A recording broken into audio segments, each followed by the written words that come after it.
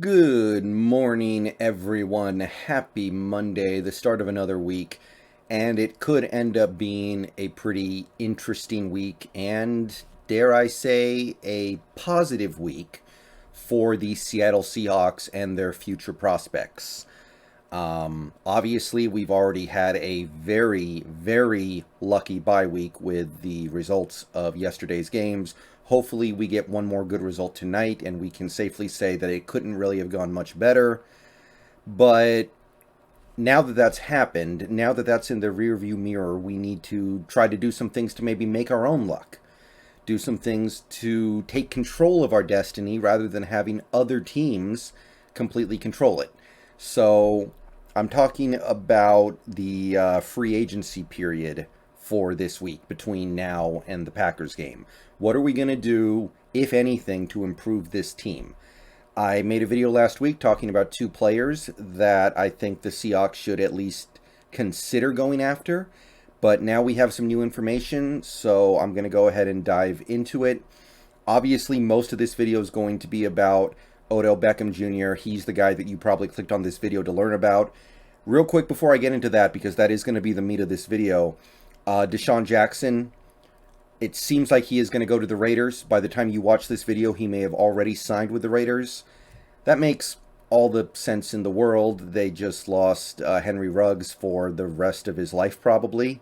So Deshaun Jackson going there is kind of like putting peanut butter and jelly together. And I'm not really surprised that he ended up going somewhere like that over a place like Seattle. So I'm not too down about it, but I do think that Deshaun Jackson has a couple of good plays left in him this year. I don't know if he's going to be worth whatever money he ends up getting from the Raiders, or would he have been worth whatever money we were going to give him, in theory. But I feel like Deshaun Jackson has a few plays left in his body. So Deshaun Jackson off the table. Just wanted to clear that out of the way before we move on to the meat of the video. If you wanted Deshaun Jackson in Seattle, doesn't look like you're going to get your wish.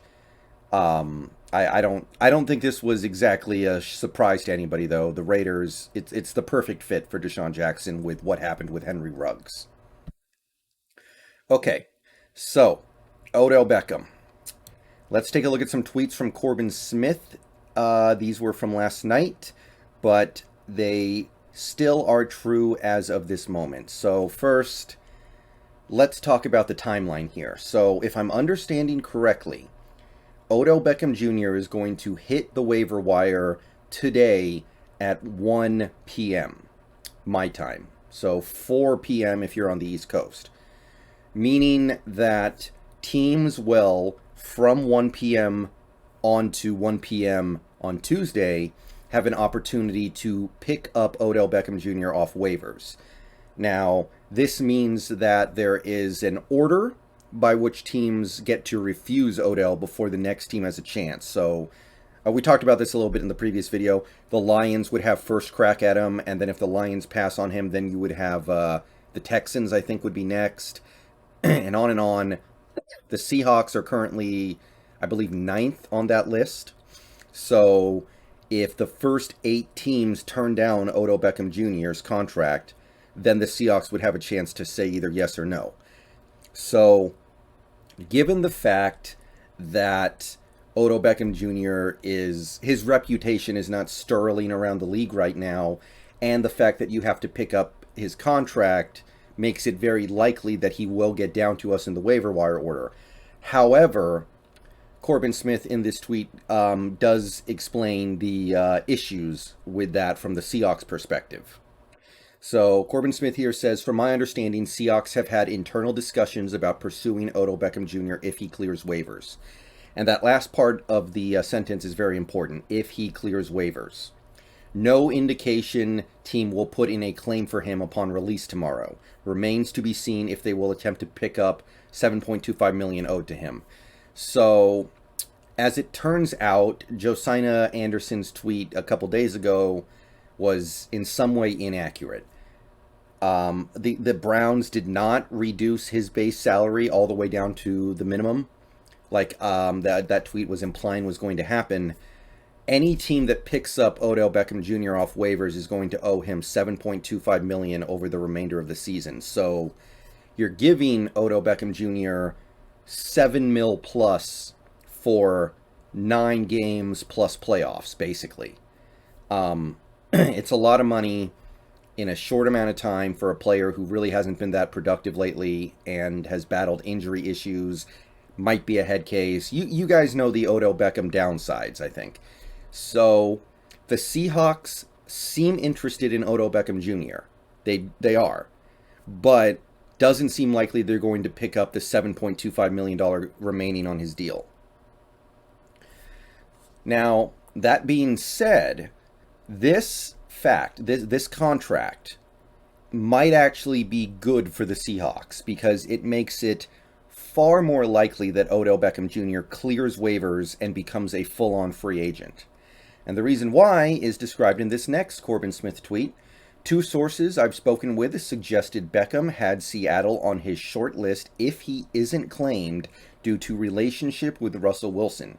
He wants to play with proven veteran quarterback on a team with playoff aspirations. Still views Seattle as such despite record.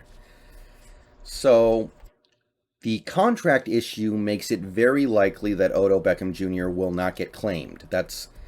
I don't know if there's any team out there that has the money and is willing to spend the money on a player like Odell Beckham Jr. You need to have the cap space.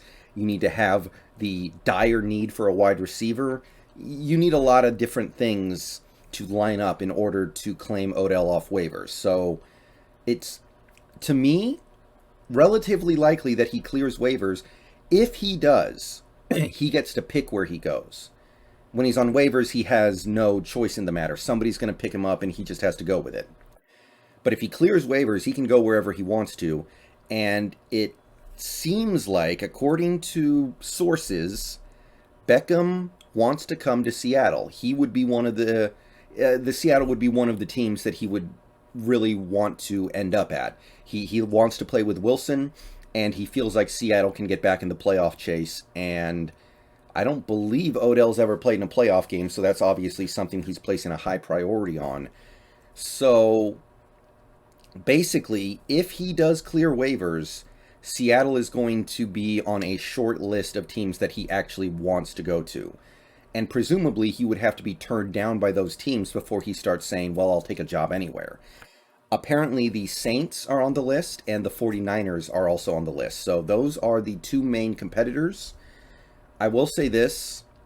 I don't know why Odell Beckham Jr. would want to play with Trevor Siemian and Taysom Hill or Jimmy Garoppolo and Trey Lance. These are 4 quarterbacks who struggle to throw a accurate ball more than 4 yards down the field.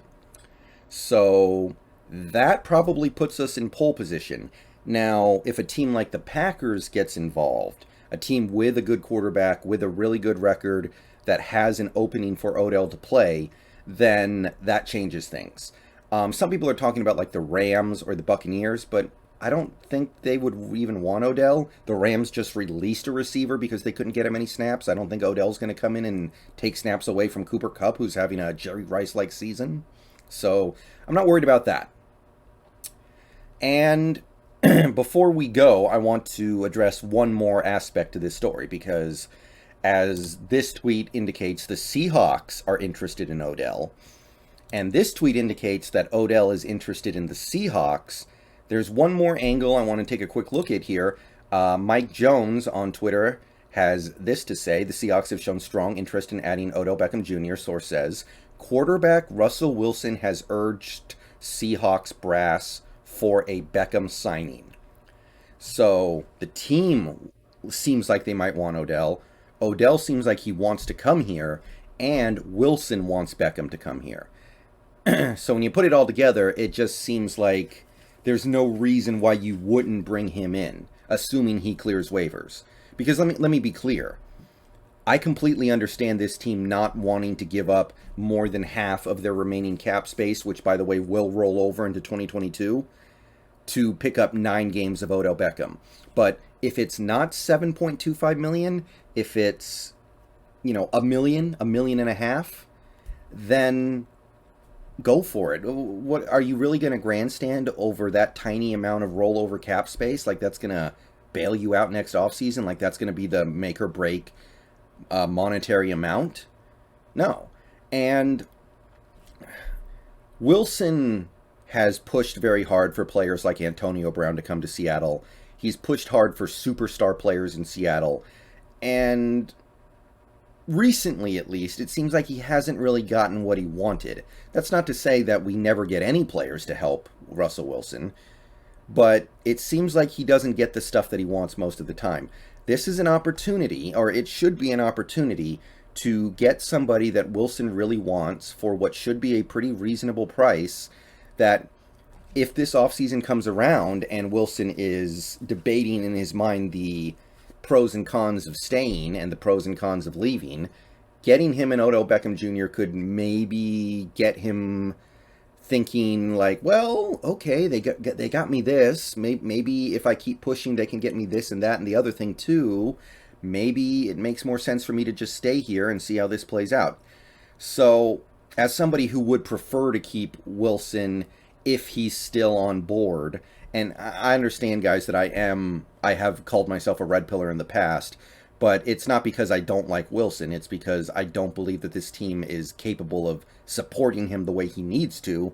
So, if this is something that could convince Wilson to stay, if this is something that could convince Wilson that we do have his best interests in mind and that we are willing to fight and we are willing to spend money in order to give him what he wants, then maybe this money you spend on Odell is about more than just Odell. Maybe it's also about Wilson. To be clear, I don't want a player GM. I don't. I will never want that. Players, their job is to play. Players play, coaches coach, owners own. I think it was Bill Parcells who said that or something like that. So I don't want a player dictating personnel decisions for a team. I don't want a LeBron James. Because the thing is, LeBron James plays basketball. You can get away with doing stupid stuff in the NBA because LeBron makes you, as long as you have LeBron, because you're still going to win a lot of games because you have LeBron. And he's good enough to make things work even with a suboptimal roster that he puts together because he wants to be a player GM. You can't do that in the NFL. Russell Wilson cannot single-handedly get you to the Super Bowl with a terrible team and terrible coaching because he's that good. No, we've seen it. We've seen strong evidence the last 7-8 years that Wilson cannot overcome a flawed roster, a flawed coaching staff, etc.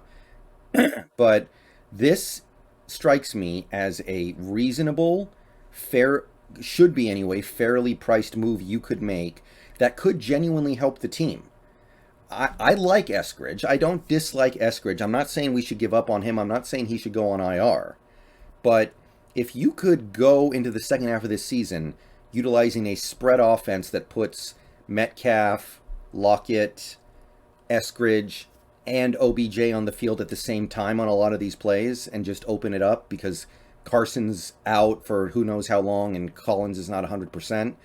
If you can really just spread it out and let Wilson go hog wild for the second half of this season, I don't know if you can make the playoffs. I don't know if you can go on a hot run, but you could produce some very explosive results, and that could make all the difference in what you do this offseason. So I say go for it. I say do it. It's going to make Wilson happy. It seems like the team, independent of Wilson, is also at least intrigued by the idea of bringing him in. Seems like Odell wants to be here, wants to play with Wilson, feels like this team can turn it around. So let's just mix it up, man. I don't have a ton of confidence that OBJ is going to come in and tear it up. I don't. He's injury prone. Sometimes his game fades. Like sometimes his hands just turn into cement bricks. But you got to take risks sometimes, right? You're not going to get through life never taking any risks. And I'm not saying that this team never takes risks. Trading for Jamal Adams was a huge risk. But this is an opportunity to take a much smaller risk that could pay pretty big dividends and doesn't have that much downside. I'll see you guys later. Go Hawks. Another video coming later today. we'll see what happens. But if he slips through, I say make it happen.